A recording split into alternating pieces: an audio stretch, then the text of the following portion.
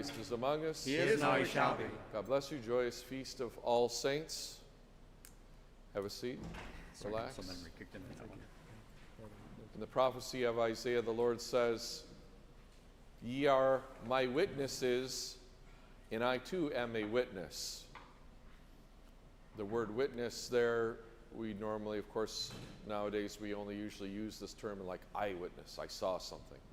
But a witness in this technical sense is somebody who bears the witness, who testifies to the truth of a matter. So somebody willing to take the stand, not somebody who just simply saw something, but somebody who's willing to speak to the truth of what they know.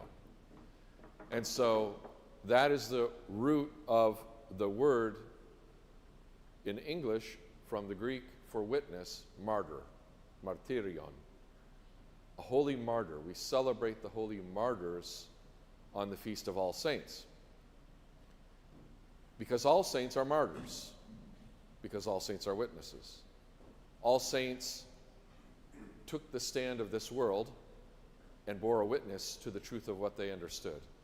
The truth of the resurrection of Jesus Christ. The truth of their faith. The truth of the gospel. The truth of their own sinfulness. And in humility, their need for God's salvation. Some were martyrs to the ultimate. And so, if you ever come on Matins, you might hear us read from what's called the Synaxarion, the Assembly of the Saints. They were perfected by the sword, or they were perfected in the fire. This is, again, a weird use of the word perfected, right? Like I usually think of, I perfected my recipe for cheesecake. That's not what we're talking about, but it kind of is. They were brought to perfection by giving the ultimate witness. That's true. But perfection here also means they fulfilled their ultimate calling. They fulfilled their ultimate purpose, their telos.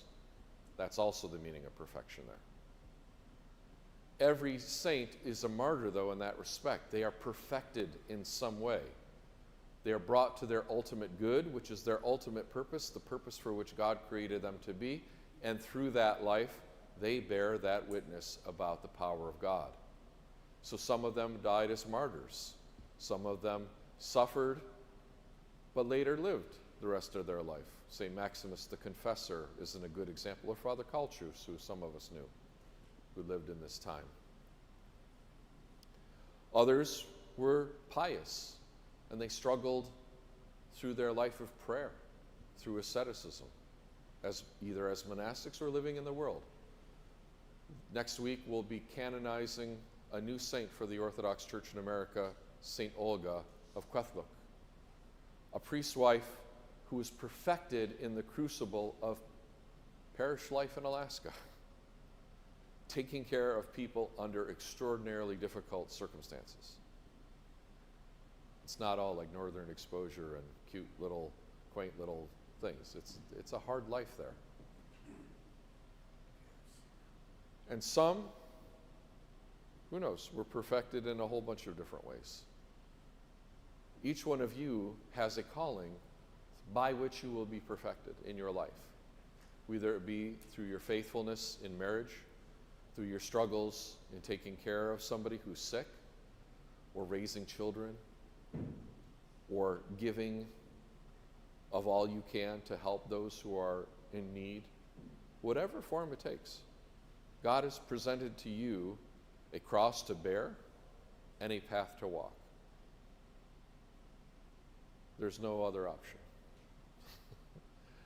I mean, we can reject that path, but all that means is we are either stuck in one spot and move not forward, or we fall down the side of the hill into a bigger mess. Some of us have done that and had to learn it the hard way many times, like myself.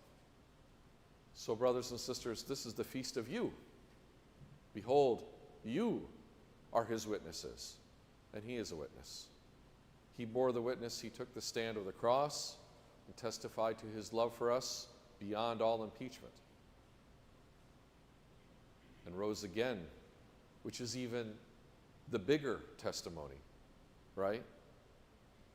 It's one thing that he might die for us, but to actually bother to come back after we did that, That's the even greater testimony of love. How could he? I'm trying to think of this joke I just heard. I think it was something to the effect that we finally met Martians.